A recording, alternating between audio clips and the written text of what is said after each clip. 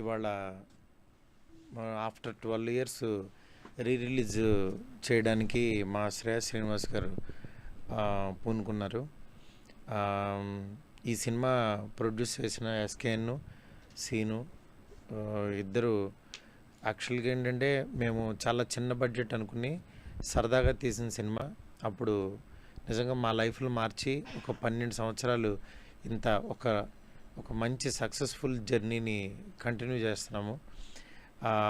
నిజంగా ఇది చాలామందికి ఇన్స్పిరేషన్గా ఉంటుంది.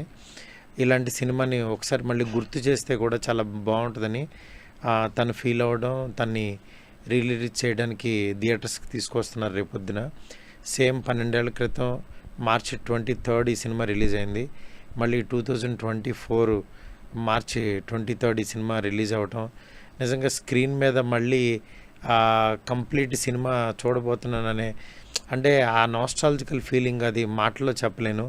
ఎందుకంటే ఫస్ట్ ఇది గోకుల్ థియేటర్లో సినిమా చూసినప్పుడు అప్పుడు ఉన్న హై మామూలుగా కాదు. ఎందుకంటే మా లైఫ్లో టర్న్ అయిపోయింది అక్కడి నుంచి ఆ రోజు నుంచి పని చేస్తూనే ఉన్నాను.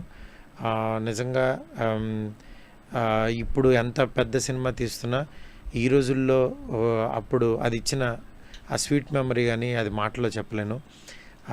అలాంటి సినిమాని మళ్ళీ ఒకసారి మీ ముందుకు తీసుకొస్తున్నాము. అది ఒకసారి మీరందరూ చూసి మళ్ళీ ఆనందిస్తారని చెప్పి కోరుకుంటున్నాను. ఈ సినిమాని ఇట్లా రిలీజ్ చేస్తూ మళ్ళీ నాకు ఈ ఫీలింగ్ని మళ్ళీ ఒకసారి గుర్తు చేసిన మా శ్రేయస్ శ్రీనివాస్కి నిజంగా చాలా థ్యాంక్స్ చెప్తున్నాను. అప్పుడు ఇప్పుడు అదే ప్యాషన్తో వర్క్ చేస్తున్న పర్సన్ చాలా హ్యాపీగా ఉంది మళ్ళీ మీ ముందుకు ఇలా రావటం. Thank you so much.